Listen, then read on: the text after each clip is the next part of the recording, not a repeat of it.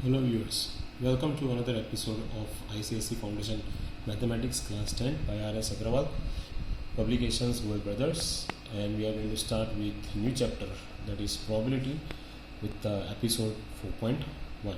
Here I am going to speak and explain few things in Hindi as well, because there was a demand of certain students to explain in Hindi as well. So here we are going to do chapter number, I think it is 27,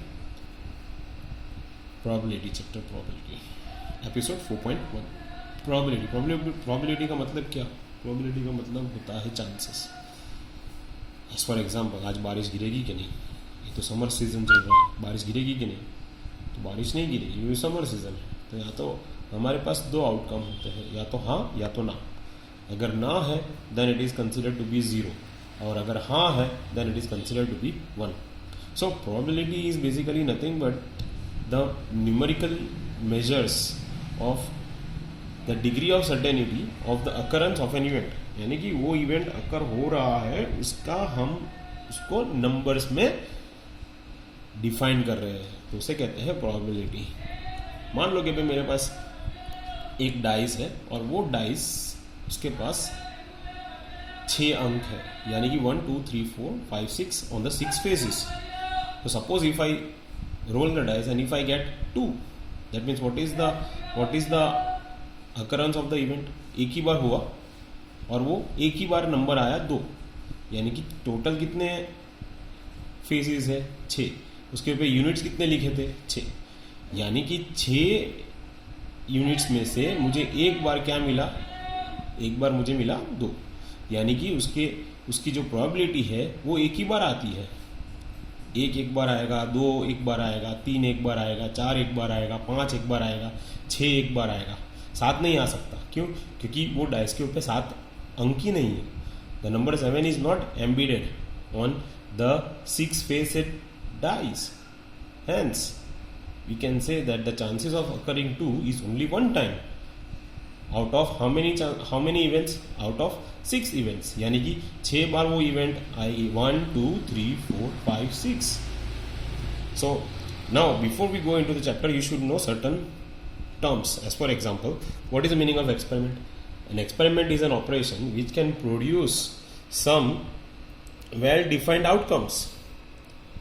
यानी कि वो एक outcome, यानी कि उसका product, उसका result देने वाला है. कोई भी एक्सपेरिमेंट करो कि उसका एक रिजल्ट आता है. जैसे कि मैंने डाइस रोल की तो उसका रिजल्ट आएगा. अगर मेरे पास कॉइन है और कॉइन को मैं टॉस करता हूँ, then I will be getting 2 outcomes, either head और टेल. उसका मतलब क्या हुआ कि मेरे पास उस कॉइन का 2 आउटकम आने वाला है. वो मेरा एक्सपेरिमेंट, मैंने एक्सपेरिमेंट किया, उसका रिजल्ट आया. So that is a defined outcome, और वो डेफिनेटली होता है, या तो हेड आएगा या तो टेल आएगा. Event, what is the meaning of event? Each outcome of an experiment. यानी कि वो इवेंट क्या है, तो क्या भाई रिजल्ट क्या है उसका, मैंने एक्सपेरिमेंट किया, उसका रिजल्ट आया, तो वो इवेंट हो गया. ट्रायल, जो हम एक्सपेरिमेंट को परफॉर्म करते हैं उसे कहते हैं ट्रायल. और सैंपल स्पेस का मतलब क्या? In a random experiment the set of all possible outcome is called sample space. यानी कि कितने पॉसिबल आउटकम्स होते हैं. अगर मैंने कॉइन को फ्लिप करता हूँ तो पॉसिबल आउटकम्स क्या होगा? किसी को पूछा कि मैंने कॉइन को फ्लिप किया या तो कॉइन को टॉस किया तो मुझे क्या मिलेगा? हेड और टेल. अगर डाइस को मैंने रोल किया तो मुझे क्या मिलेगा? 1 2 3 4 5 6. उसी तरह से अगर I have a deck of cards और उस डेक ऑफ कार्ड्स के अंदर मुझे ब्लैक किंग चाहिए, तो ब्लैक किंग तो 2 आते हैं कलर के हिसाब से. एक फ्लावर वाला आएगा, club of king and the spade of king. अगर मैं स्पेड ऑफ किंग बोल रहा हूं तो वहां पर मुझे एक ही मिलेगा. तो पॉसिबल आउटकम्स कितने हो सकते हैं किंग के? तो टोटल किंग्स कितने होते हैं? 4. तो यानी कि सैंपल स्पेस कितना होगा? 4 बराबर. और जब मैं उसमें से निकाल रहा हूं, पत्ते में से क्लब का किंग निकाल रहा हूं या स्पेड का किंग निकाल रहा हूं, तो उसमें से मुझे कितने मिलेंगे? 2. तो वो मेरा इवेंट है.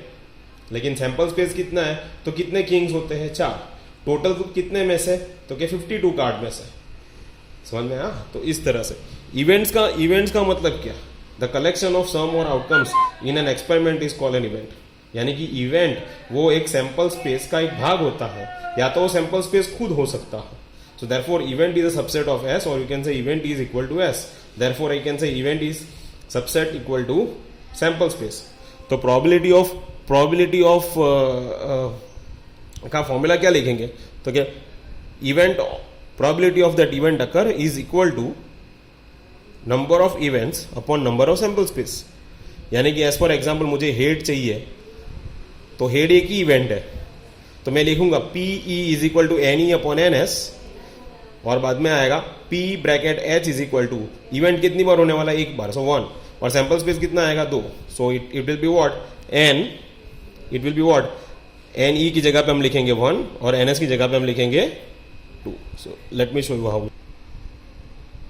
सो here P is equal to N E upon N S.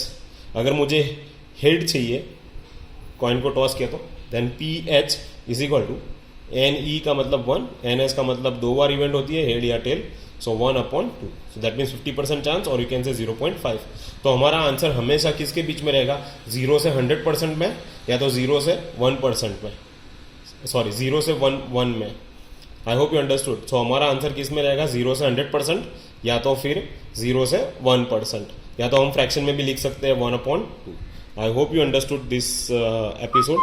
If you have any doubts, please write it in a comment. Thanks very much. We'll start solving the sum in the next episode. Thank you.